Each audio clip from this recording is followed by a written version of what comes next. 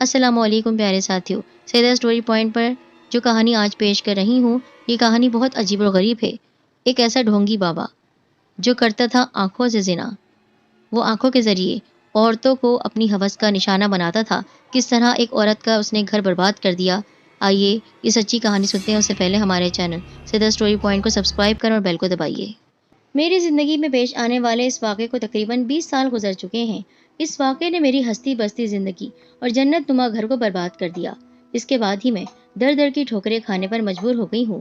اس وقت میرا سرمایہ حیات بس گزشتہ اچھے دنوں کی یادیں اور موجودہ ذلتیں ہیں۔ میری جگہ کوئی اور عورت ہوتی تو وہ اس واقعے کے بعد خودکشی کر لیتی اور اس وقت اس کی ہڈیاں بھی خاک میں مل چکی ہوتی، لیکن میں چونکہ کم ہمت اور بزدل ہوں، اس لیے بار بار خواہش کے باوجود اپنی زندگی کو ختم نہ کر سکی۔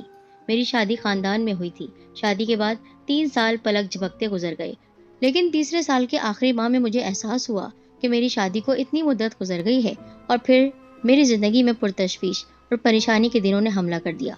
میرے محبت کرنے والے خوبرو شوہر کا چہرہ بجھا بجھا رہنے لگا۔ وہ گھر آتے، کھانا کھاتے اور پھر یوں سونے کی کوشش کرتے جیسے انہیں مجھ سے کوئی مطلب ہی نہیں ہو۔ اس رویے کو چند دن تو میں نے برداشت کیا، پھر ایک دن میری زبان کھل ہی گئی۔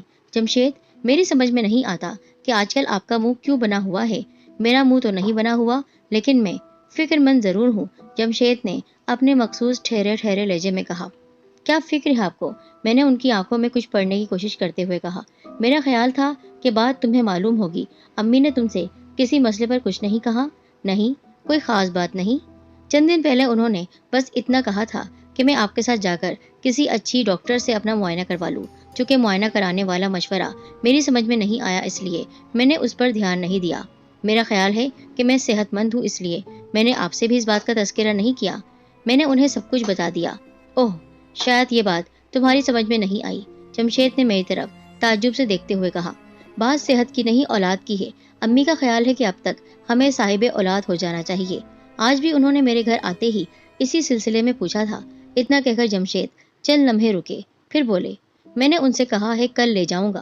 میرا خیال ہے کل ہم چلیں گے۔ اگر تم بات شروع نہ کرتی تو آج میں تم سے اس مسئلے پر خود بات ضرور کرتا۔ سارے خاندان میں آج کل ہمارے ہی بارے میں سرگوشیاں ہو رہی ہیں۔ اگر جلد ہی ہمارے گھر خوشی کے آثار نظر نہیں آئے تو بڑا مسئلہ پیدا ہو جائے گا۔ مجھے اس بڑے مسئلے کا احساس تھا، کیونکہ جمشید کے بڑے بھائی اولاد ہی کے چکر میں 2 شادیاں کر چکے تھے۔ یعنی وہ میرے گھر میری سوتن لے آتے، لیکن ان کے گھر ابھی تک اولاد نہیں ہوئی تھی۔ 2 شادیاں ہونے کے باوجود ممکن ہے جمشید کو بھی امی کی خواہش اور اپنے بڑے بھائی کی روایت پر عمل کرنا پڑ جاتا۔ ہر حال میں نہ چاہتے ہوئے بھی اپنے شوہر کا دل رکھنے کے لیے میں ڈاکٹر سے معائنہ کرانے پر آمادگی کا اظہار کر چکی تھی۔ اسی شام میں جمشید کے ساتھ ایک معروف ڈاکٹر کے پاس گئی۔ اس نے تفصیلی معائنہ کیا۔ اس کے معائنے کے بعد جو رپورٹ ڈاکٹر نے مجھے دی وہ تشویشناک نہیں تھی، یعنی میں بانجھ نہیں تھی۔ میرے ہاں اولاد ہو سکتی تھی، لیکن اس کی رپورٹ کے مطابق میرا جسم چند اندرونی خرابیوں کا شکار تھا۔ اس کے کہنے کے مطابق میرا علاج شروع ہوا اور چند ہفتوں ہی میں لیڈی ڈاکٹر نے رپورٹ دی کہ اب میں بالکل ٹھیک ہوں۔ میرے ٹھیک ہونے کے باوجود حالات بدستور رہے۔ میں آس لگائے بیٹھی رہی اور اسی طرح کئی ماہ گزر گئے۔ جمشید نے اس درمیان کئی بار میرا معائنہ کروایا۔ میرے سرہانے مختلف دوائیں کھانے اور ڈاکٹروں کے چکر لگانا میرا معمول بن گیا تھا، لیکن نتیجہ کچھ بھی نہیں نکلا۔ ڈاکٹروں سے مایوس ہو کر میں نے پیروں فقیروں کے دروازے کھٹکھٹانا شروع کر دیے۔ اسی دوران ایک عورت کے مشورے سے میں جمشید کو ساتھ لے کر ایک بابا کے پاس پہنچی۔ ان کے بارے میں معلوم ہوا کہ وہ بہت جلالی بابا ہیں۔ ہر ضرورت مند کی ضرورت پوری کرنے کے لیے وہ تیار نہیں ہوتے، بلکہ مخصوص لوگوں کو ہی فیض پہنچاتے ہیں، لیکن جس کی طرف متوجہ ہو جاتے ہیں اس کا کام ضرور بن جاتا ہے۔ ان کے متعلق دوسری بات یہ معلوم ہوئی کہ وہ عموماً لوگوں کو اپنا مرید بھی نہیں بناتے۔ ان کا حلقہ بھی محدود ہے۔ جہاں تک ان کی شہرت کا تعلق ہے تو وہ خاصی تھی۔ مجھ سے جس عورت نے ان کا ذکر کیا وہ پہلے کسی اور شہر میں رہتی تھی، اور وہاں سے اس نے ان کا ذکر سنا تھا اور اس کی ایک عزیز نے ان سے فیض پایا تھا۔ جب میں اور جمشید ان کی خدمت میں پیش ہوئے تو وہاں ایک حلقے میں کئی افراد بیٹھے ہوئے تھے۔ ان کے لباس اور گفتگو سے یہی معلوم ہوتا تھا کہ وہ معزز لوگ ہیں۔ جمشید میرے ساتھ ایک طرف بیٹھ گئے۔ تھوڑی دیر بعد بابا نے ہماری طرف دیکھا اور پھر جیسے ان کی تیز آنکھیں میرے چہرے، میری آنکھوں اور پھر میرے پورے وجود کے آر پار دیکھنے لگی۔ چند لمحے تک تو میں ان کی نظروں کا مقابلہ کرتی رہی اور پھر میں نے آنکھیں بند کر لی۔ نہ جانے کتنی دیر تک میں آنکھیں بند کیے اسی حالت میں رہی، اور پھر بابا کی گرجدار آواز میرے کانوں سے ٹکرائی، آنکھیں کھولو۔ تو میں نے آنکھیں کھول دی۔ بابا نے جمشید کو اشارے سے اپنے قریب بلایا، پھر آہستہ آہستہ ان سے سوال کرنے لگے۔ جمشید ان کے سوالوں کے جواب دے رہے تھے اور پھر ہم وہاں سے باہر آ گئے تو جمشید نے مجھے بتایا کہ بابا نے نہ صرف ہمدردی سے میری بات سن لی بلکہ ہمارے حق میں دعا کرنے کا یقین بھی دلایا ہے۔ ان کا خیال ہے ہمارا گھر انشاءاللہ جلد ہی خوشیوں سے بھر جائے گا۔ میرے پوچھنے پر جمشید نے بتایا کہ بابا کو انہوں نے تمام باتیں بتا دی ہیں اور بابا نے کہا ہے تمہاری پریشانیوں کے دن اب تھوڑے سے رہ گئے ہیں۔ جمشید مجھ سے یہ بھی کہہ رہے تھے کہ جمعے کے روز بابا نے پھر بلایا ہے۔ جمعے کے روز کس وقت؟ مغرب کی نماز کے بعد۔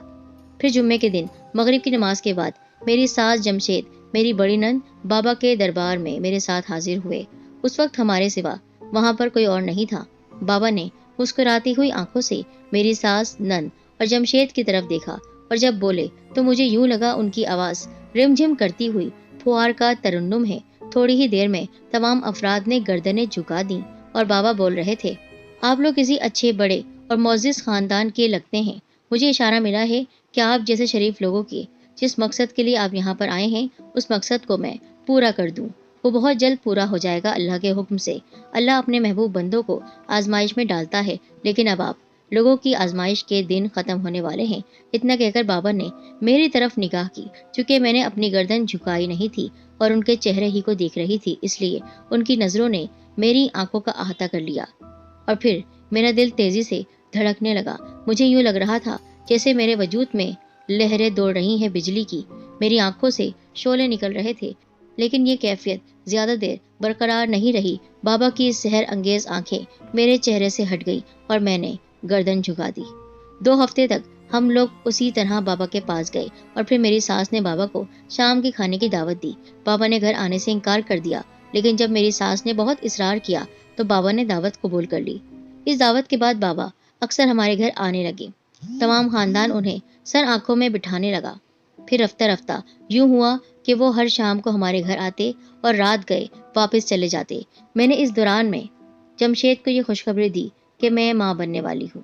یہ خبر جمشید کے لیے بلکہ تمام خاندان والوں کے لیے مسرت کا پیغام تھی۔ اس خبر کے ساتھ ہی بابا کی قدر اور منزلت اور آؤ بھگت میں اضافہ ہو گیا۔ خاندان کا ہر فرد ان کا گرویدہ اور مرید ہو کر رہ گیا۔ پھر وقت یوں گزر گیا کہ احساس ہی نہیں ہوا۔ ایک رات میری گود میں چاند سا بیٹا چمک رہا تھا۔ ایک میں ہی نہیں بلکہ سب کے سب ہی افراد خوش تھے۔ اب 1.25 مہینے کے بعد بچے کی پیدائش کی خوشی میں جو جشن منایا گیا، اس کے اختتام پر میری ساس نے بابا سے گزارش کی کہ وہ اب ہمارے گھر پر ہی رہے۔ تمام خاندان نے میری ساس کی ہاں میں ہاں ملائی۔ بابا نے ان کی بات سے اتفاق کیا۔ پھر چند ماہ بعد مجھ پر یہ راز کھلا کہ تمام خاندان، میرا پورا خاندان ان کی شخصیت اور علم کا غلام یعنی اسیر بن چکا ہے اور میں اس کی ساحر آنکھوں کا شکار۔ اس انکشاف نے مجھے خوفزدہ کر دیا۔ مجھے اپنا وجود ناپاک لگنے لگا۔ میرا ضمیر ہر وقت مجھے ملامت کرتا رہتا کہ مجھ سے کوئی گناہ ہو گیا ہے۔ جس رات مجھ پر یہ انکشاف ہوا، جو کچھ ہوا وہ بے خبری میں مجھ پر ہو رہا تھا۔ مجھے کچھ بھی نہیں پتا تھا۔ وہ رات میری پرسکون زندگی کی آخری رات تھی۔ اس کے بعد سے آج تک میری روح بے چین ہے اور جسم ہلکان ہے۔ اس رات وہ شخص جسے میں قابل احترام سمجھتی آئی تھی میری مسہری پر بیٹھا، مسکرا مسکرا کر مجھ سے اظہار محبت کر رہا تھا اور میں اسے حیران حیران نظروں سے دیکھ رہی تھی جب اس نے کہا کہ میں نے محبت کا خراج یعنی تعریف پہلے وصول کر لی ہے اور پھر تم سے سچی محبت کی ہے، یعنی وہ مجھ سے فائدہ اٹھا چکا ہے بہت پہلے ہی۔ تو مجھے اس کے اس روح پرور چہرے پر خیانت رقص کرتی نظر آئی اور جب میں بولی تو اس کے لیے میرے لہجے میں شامل تمام تر احترام فنا ہو چکا تھا۔ تو نے یہ ٹھیک نہیں کیا بابا، میں نے بڑی نفرت سے اس کی طرف دیکھتے ہوئے کہا۔ تو خبیث ہے، تو ابلیس ہے، تو نے مجھے برباد کر دیا۔ میں جذبات سے مغلوب ہو کر جو منہ میں آ رہا تھا کہے جا رہی تھی۔ اس نے مکاری سے ہنستے ہوئے میرے پاس آ کر ہلکے سے کہا، زہرا یہ تمہاری سمجھ کا پھیر ہے، میں نے تمہیں برباد ہونے سے بچا لیا ہے۔ اگر میں ایسا نہ کرتا تو پھر نہ صرف تم اولاد کو ترس جاتی بلکہ تمہیں اپنی سوتن کو بھی قبول کرنا پڑتا، برداشت کرنا پڑتا۔ تمہاری ساس چاند سے پوتے کے لیے اپنے بیٹے کی دوسری شادی ضرور کرتی، لیکن زہرا اس عورت سے بھی کوئی اولاد نہیں ہوتی جس طرح جمشید کا بڑا بھائی بے اولاد ہے، حالانکہ اس نے بھی 2 شادیاں کی ہوئی ہیں۔ پاگل عورت، تم نے صرف اپنا ہی معائنہ کروایا تھا۔ اگر تم جمشید کا معائنہ بھی کرواتی تو تمہیں معلوم ہو جاتا کہ وہ خود باپ بننے کے قابل نہیں ہے۔ جمشید بھی ایسا ہی ہے، وہ بول رہا تھا اور میں نفرت، غصے اور حسرت سے اس کی طرف دیکھ رہی تھی۔ جب وہ خاموش ہوا تو میں بول اٹھی، مگر یہ بات تم مجھے برباد کیے بغیر بھی تو بتا سکتے تھے، کتنے ذلیل آدمی ہو تم۔ میرا غصہ ابھی کم نہیں ہوا تھا۔ نہیں، اس نے انتہائی مکاری سے مسکراتے ہوئے کہا، تمہیں حاصل کرنے سے پہلے مجھے خود اس کا علم نہیں تھا، لیکن جب تم نے اپنے گھر والوں کو یہ خوشخبری سنائی کہ تم ماں بننے والی ہو تو مجھے قدرے تعجب ہوا، کیونکہ میں تمہیں بانجھ سمجھ رہا تھا۔ پھر مجھے اس نتیجے پر پہنچنے میں دیر نہیں لگی کہ اصل معاملہ کیا ہے، اور پھر تم نے سوچا کہ مجھے اپنی آنکھوں کے سحر میں لیے بغیر اپنی منمانی کر سکو۔ میری آواز زہر میں بجھی ہوئی تھی۔ ہاں، وہ بے حیائی سے ہنسا۔ اس کی ایک وجہ تھی۔ پھر وہ سنجیدہ نظر آنے لگا۔ ہوا یہ کہ تمہیں دیکھ کر پہلی بار میں نے یہی سوچا کہ حصول مقصد کے بعد تمہارا خیال دل میں نہیں لاؤں گا، مگر ایسا نہ ہو سکا۔ میں تمہارا اسیر ہو گیا۔ یقین کرو زہرا، تم سے ملاقات کے بعد چند دن بعد ہی میں نے اپنی قوتوں سے کام لے کر اپنا مقصد حاصل کر لیا تھا، لیکن اس کے بعد بار بار میرے ذہن میں ایک ہی سرگوشی گونجتی رہی کہ تم ہی میری منزل ہو۔ اگر ایسا نہ ہوتا تو میں تمہارے گھر والوں کو منہ نہیں لگاتا۔ وہ دیر تک ایسی ہی بکواس کرتا رہا، پھر جاتے ہوئے کہنے لگا، زہرا، پہلے تو تم خود ہی کسی کو بتانے کی حیثیت میں نہیں ہو، لیکن میں تمہیں یہ بتا دوں، اگر تم نے اس کا تذکرہ کسی سے کیا تو تمہارا بہت برا انجام ہوگا۔ میرا کچھ نہیں بگڑے گا، اتنا برا انجام ہوگا تمہارا کہ تم اس کا تصور بھی نہیں کر سکتی۔ پھر وہ چلا گیا اور میں رات گئے تک جاگتی رہی۔ میرے ذہن میں عجیب عجیب سے خیالات سر ابھار رہے تھے۔ میرے ضمیر پر ایک نامعلوم سا بوجھ بڑھتا جا رہا تھا۔ دل میں درد سا ہونے لگا، آنکھوں میں آگ سی بھر گئی، اور پھر مؤذن کی آواز کے ساتھ ہی میرے ذہن نے میرا ساتھ چھوڑ دیا اور میں بے خبر سو گئی۔ اپنے بچے کی پیدائش کے بعد سے میں خوابگاہ میں تنہا ہی سو رہی تھی۔ جمشید دوسرے کمرے میں سونے لگے تھے۔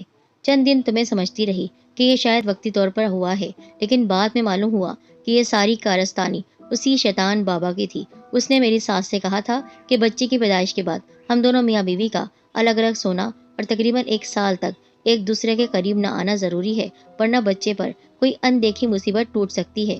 دن میں تو جمشید میرے پاس آتے، بات چیت کرتے، خیر خیریت دریافت کرتے، لیکن رات کی آمد کے ساتھ ہی صبح کی آمد تک پھر ان کی شکل نظر نہیں آتی۔ یہ سب کچھ اس خبیث نے صرف اور صرف اپنا راستہ صاف کرنے کی نیت سے کیا تھا، اور وہ اس صاف راستے سے خوب فائدہ اٹھا رہا تھا۔ پہلے جب وہ میرے پاس آتا تو میرا دل چاہتا کہ اس کے منہ پر تھوک دوں، مگر جلد ہی یہ صورتحال بدل گئی۔ وہ ایک رات مجھے بولا، زہرا، بس چند دن کی بات ہے، پھر تمہاری آنکھوں میں میرے لیے نفرت نہیں محبت ہوگی، اور پھر تمہیں میں آنکھوں سے نہیں لوٹوں گا، بلکہ اپنی مرضی سے تم میرے پاس آؤ گی۔ اپنے دل کی مرادیں پوری کروں گا تم سے مل کر۔ پھر جانے کیا ہوا، اس نے جو کچھ کہا عملی صورت میں بھی ظاہر ہونے لگا۔ میں نے اپنے اندر تبدیلی محسوس کی۔ یہ تبدیلی میرے لیے عجیب اور حیرت انگیز تھی، یہ جاننے کے باوجود کہ میں اس کی شیطانی قوتوں کے زیر اثر آ چکی ہوں۔ پھر وہ وقت آ گیا کہ نفرت کی جگہ محبت نے لے لی۔ میرا ضمیر بالکل ہی سو گیا تھا، اور میرا اس سے جو رشتہ بن گیا تھا وہ ایک بہت ہی ناپاک رشتہ تھا۔ اب میرا بیٹا 1.5 سال کا ہو چکا تھا۔ جمشید اور اس کے گھر والوں کی آنکھوں میں جیسے کسی نے پٹی باندھی تھی۔ ہماری طرف کوئی بھی دیکھ ہی نہیں رہا تھا۔ جمشید کی جگہ بابا نے لے لی تھی۔ انہی دنوں ایک رات بابا نے مجھ سے کہا، اب میں اس شہر سے جانا چاہتا ہوں۔ میرا دل دھک سے رہ گیا۔ اس کی وجہ یہ تھی کہ پچھلے چند دنوں سے میں محسوس کر رہی تھی کہ اب بابا کے بغیر میری زندگی پھیکی پھیکی رہے گی، اس لیے میں یہ نہیں چاہتی تھی کہ وہ مجھ سے ایک لمحے کے لیے بھی جدا ہو۔ جمشید کے سلسلے میں میرے دل میں لاپرواہی آتی جا رہی تھی۔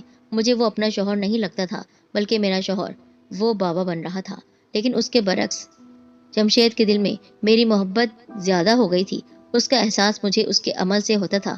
وہ پہلے کی نسبت اب میرا خیال زیادہ رکھنے لگا تھا۔ میں نے بابا سے کہا، اب تم مجھے چھوڑ کر نہیں جا سکتے۔ اس نے اپنے مخصوص انداز میں کہا لگایا اور میری آنکھوں میں جھانکتے ہوئے کہا، بھلا کیوں؟ میں تمہارے بغیر زندہ نہیں رہ سکتی۔ میں نے نظریں چراتے ہوئے کہا، اگر تم میرے بغیر زندہ نہیں رہ سکتی تو میرے ساتھ چلو۔ اس نے ایک ایک لفظ پر زور دیتے ہوئے کہا، میں تمہارے ساتھ کیسے چلوں؟ کیا یہ گھر بار اور اپنے بچے چھوڑ دوں؟ نہیں، یہ بہت مشکل ہے، بلکہ ناممکن ہے۔ دنیا میں کوئی کام ناممکن نہیں ہے۔ تمہیں شاید یہ بات معلوم نہیں کہ اب یہاں زیادہ دن میں نہیں رہ سکتا ہوں۔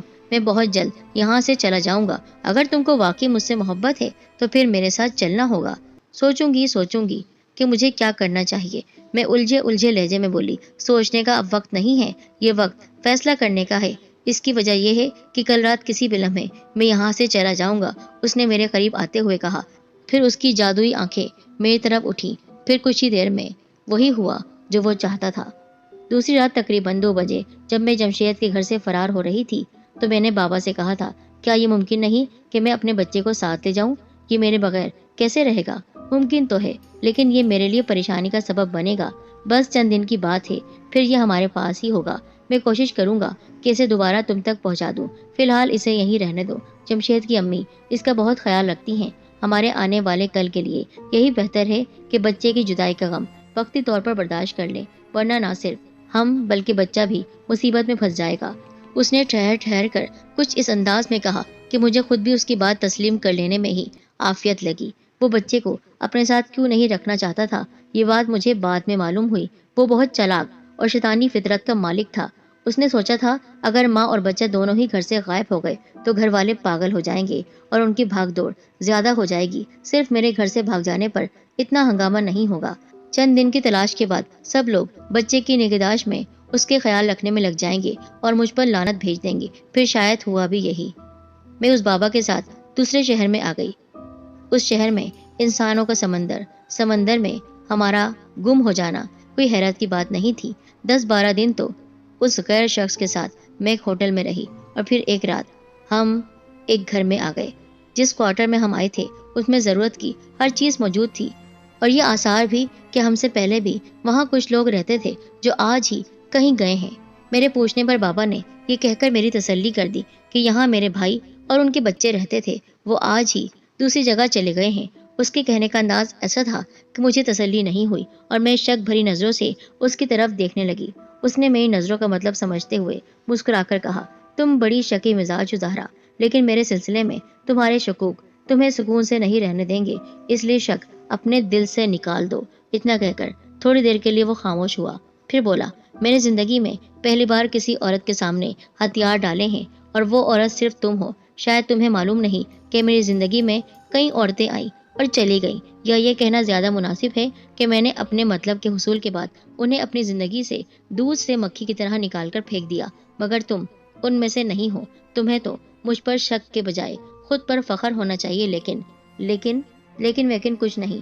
اس نے میری بات کاٹتے ہوئے کہا، میں آنکھوں اور چہرے سے دل و دماغ کی گہرائیوں تک پہنچ جاتا ہوں، یہی میرا ہنر ہے اور میں اپنے اس ہنر میں کامیاب ہوں۔ تم نے خود اپنی آنکھوں سے دیکھا کس طرح پہلے دن تم نے میری آنکھوں میں دیکھا تھا اور پھر نظریں جھکا لی تھی، کس طرح دوسرے لوگ نظریں جھکا لیا کرتے ہیں میرے سامنے، اور کس طرح میں نے جمشید اور اس کے گھر والوں کو اپنے قبضے میں کر لیا کہ انہوں نے اپنا گھر مجھے پیش کر دیا اور اپنا کمرہ مجھے دے دیا جس کمرے میں تم رہتی تھی، اور تمہارے دل میں میں اتر گیا۔ اب وہ نہ صرف میری بلکہ تمہاری گرد تک نہیں پہنچ سکتے ہیں۔ رہ گیا بچے کا مسئلہ، تو تم یہ اچھی طرح جانتی ہو کہ وہ میرا بچہ ہے اور میں آج نہیں تو کل اسے حاصل کر لوں گا۔ اور پھر ایک رات میں اس وقت اپنے آپ سے مزید نفرت کرنے لگی جب اس بابا نے مجھے کسی اجنبی کے سامنے پیش کیا۔ سردیوں کی رات آہستہ آہستہ اپنا سفر طے کر رہی تھی۔ کوئی 11:30 بجے وہ بابا اپنے ایک دوست کے ساتھ گھر میں داخل ہوا۔ صبح جاتے ہوئے وہ مجھ سے کہہ کر گیا تھا کہ رات 11 بجے تک آئے گا اور اس کے ساتھ ایک دوست بھی ہوگا۔ صبح ہی ٹھیک طرح سے اس کا مطلب نہیں سمجھ پائی تھی، لیکن جب اس نے اپنے دوست کی آمد کا مقصد بتایا تو پہلے مجھے سکتہ سا ہو گیا، پھر میں بیٹھ گئی۔ وہ ایک بار پھر پہلے روز والا وہی بابا بن گیا۔ میری کیفیت بھی روز اول والی تھی۔ اس کی آنکھیں میرے چہرے پر جمی ہوئی تھی اور مجھے یوں محسوس ہوا جیسے میرے سارے وجود میں بجلی کی لہریں دوڑ رہی ہیں۔ تھوڑی ہی دیر میں میرا سانس پھولنے لگ گیا اور پھر اس کی آواز مجھے کہیں دور سے محسوس ہوئی، زہرا تم میری کنیز ہو اور کنیزیں صرف حکم مانتی ہیں، تم بھی میرا حکم مانو گی۔ یہ میرا دوست ہے، اس کا دل توڑنا میری کسی کنیز کے بس میں نہیں، اس لیے تم وہی کرو گی جو یہ کہے گا۔ میں جو کچھ کہہ رہا ہوں اسے یاد رکھو، میرا حکم تم نہیں بھولو گی۔ جو یہ کرنا چاہتا ہے اسے کرنے دو۔ میں وہ بھیانک رات آج تک نہیں بھول سکی۔ اس رات کے بعد سے اس کی خیانت اپنے عروج پر پہنچ گئی اور وہ کوارٹر عیاشی کا اڈا بن گیا۔ اب میں وہاں تنہا نہیں تھی، میرے ساتھ 3 لڑکیاں اور بھی تھیں، وہ سب بھی میری طرح ہی، یعنی اس بابا کی اسیر یعنی غلام۔ اس کو شیطان کہتی تھی وہ، لیکن اس کے خلاف کوئی بھی قدم اٹھانے کی ہمت نہیں کر سکتا تھا، نہ مجھ میں یہ ہمت تھی۔ ان لڑکیوں کی آمد کے کچھ 15 دن بعد محلے کے لوگوں نے ہنگامہ کر دیا۔ یہ بڑا خاموش ہنگامہ تھا، اس لیے اس کی اطلاع اس بابا کو اس وقت ملی جب وہ اپنے چند دوستوں اور ہمارے ساتھ علاقے کے تھانے میں بیٹھا ہوا تھا۔ تھانے میں نہ تو میں نے اپنے سابقہ گھر کے بارے میں کوئی بیان دیا، نہ ہی ان لڑکیوں نے ایسا کیا، بلکہ ہم اصرار کرتے رہے کہ اس سلسلے میں ہم سے کچھ بھی نہ پوچھا جائے اور جس جرم میں ہمیں گرفتار کیا گیا ہے اس کی جو بھی سزا ہے وہ ہمیں دی جائے۔ تھانے ہی میں مجھے یہ بات معلوم ہوئی کہ بابا کا اصل نام ارشاد بیگ تھا اور وہ پولیس کو کئی سالوں سے مطلوب تھا۔ وہ کئی جرائم میں ملوث تھا اور میں ان تینوں لڑکیوں کے ساتھ 6 دن تھانے میں رہی اور پھر ہمیں چھوڑ دیا گیا۔ یہ رہائی میرے لیے ایک طرح سے موت کا پیغام تھی۔ پولیس اسٹیشن سے نکلنے کے بعد میں ان تینوں لڑکیوں سے الگ ہو گئی۔ ان میں سے ایک لڑکی نے مجھے اپنے ساتھ چلنے کے لیے بھی کہا، لیکن میں نے انکار کر دیا۔ ایک تو میرے پاس کچھ بھی نہیں تھا، دوسرا میں جاتی تو کہاں جاتی؟ ماں باپ کا گھر اور شوہر کا گھر تو دوسرے شہر میں تھا، لیکن دونوں کے دروازے مجھ پر بند ہو چکے تھے۔ میں رات تک بھوکی پیاسی اسٹیشن کے ایک کونے میں بیٹھی رہی۔ رات کی آمد کے ساتھ ہی کچھ شیطانوں نے میرا گھیراؤ کر لیا اور میں ان کے آگے بے بس ہو گئی۔ اس رات کے بعد ہی میں ان شیطانوں کا کھلونا بن گئی۔ میں روز کسی نئے محلے، نئے گھر کے چکر کاٹنے لگی۔ میں نے اس دوران کئی بار کوششیں کی کہ کوئی اللہ کا نیک بندہ مجھے مستقل طور پر اپنے گھر میں رکھ لے، مگر جو بھی ملا اس نے مہینے 15 دن سے زیادہ مجھے برداشت نہیں کیا۔ اس طرح 2 سال بیت گئے۔ ان 2 سالوں نے گزرتے گزرتے مجھ پر اتنے ستم توڑے کہ میری عمر میں 10 سال کا اضافہ ہو گیا اور میں وقت سے پہلے ہی بوڑھی ہو گئی۔ بڑھاپے نے مجھے کئی طرح کے عذاب دیے۔ ان میں سے ایک عذاب حصول رزق کا بھی تھا۔ جب نوبت بھیک مانگنے کی آئی تو سوچا کیوں نہ اپنے شہر چلے جاؤں، ممکن ہے جمشید مجھے نوکرانی کی حیثیت سے ہی قبول کرنے پر تیار ہو جائے، اس طرح کم از کم میں بیٹے کے قریب تو رہ سکوں گی۔ پھر میں نے اسی پر عمل کیا اور اپنے شہر پہنچ گئی۔ مجھے ایک خیال یہ بھی تھا کہ شاید جمشید مجھے اس حال میں پہچان نہ سکے۔ ایسی حالت میں میرے لیے وہاں نوکرانی کی حیثیت سے رہنا اور بھی آسان ہو جاتا، مگر میری بدنصیبی، جمشید نے مجھے پہچان لیا۔ اس نے مجھے بہت لعنت ملامت کی اور مجھے گھر میں رکھنے سے انکار کر دیا۔ میں نے بہت التجائیں کی، واسطے دیے، ہر طرح سے سمجھانے کی کوشش کی کہ مجھے اپنے گھر میں نوکرانی رکھ لے، لیکن وہ نہیں مانا اور دھمکی دی کہ اگر میں ان کے گھر سے چلی نہ گئی تو وہ مجھ پر کوئی الزام لگا کر گرفتار کروا دے گا۔ پھر میں نے ان سے التجا کی کہ میں ایک نظر اپنے بیٹے کو دیکھنا چاہتی ہوں۔ نہیں، تم جیسی بدذات عورت کا سایہ بھی میں اپنے بچے پر نہیں پڑنے دوں گا۔ وہ آپے سے باہر ہو گئے۔ اب میں کیسے سمجھاتی کہ میں بے قصور ہوں؟ جو کچھ ہوا اس کی ذمہ دار میں نہیں، وہ عامل بابا تھا۔ وہ انسان کی شکل میں ایک شیطان تھا۔ وہ رحمانی قوتوں کا نہیں، شیطانی قوتوں کا مالک تھا۔ وہ سفلی عمل کر کے، کالا جادو کر کے معصوم عورتوں کی زندگی اور ان کے ہنستے بستے گھروں کو برباد کرتا تھا۔ اس نے تمہیں ہی نہیں، مجھے بھی برباد کر دیا۔ میں نے بہت کچھ سوچا اور بہت کچھ کہنا چاہا، مگر کچھ بھی نہیں کہہ سکی۔ جب سننے والا کچھ سننے پر آمادہ نہ ہو تو کہنے والا کیا کہہ سکتا ہے؟ اور پھر میں واپس اسی شہر میں آ گئی۔ آج تک یہاں در بدر کی ٹھوکریں کھا رہی ہوں۔ مجھے اپنے شہر سے آئے ہوئے کئی سال گزر چکے ہیں۔ جب میں نئی وہاں سے آئی تھی تو میرے سینے میں انتقام کے شعلے بھڑک رہے تھے۔ میں پاگلوں کی طرح اس عامل بابا کو تلاش کرتی پھر رہی تھی، کیونکہ سنا تھا کہ پولیس نے اسے چھوڑ دیا تھا، لیکن وہ مجھے نہیں ملا۔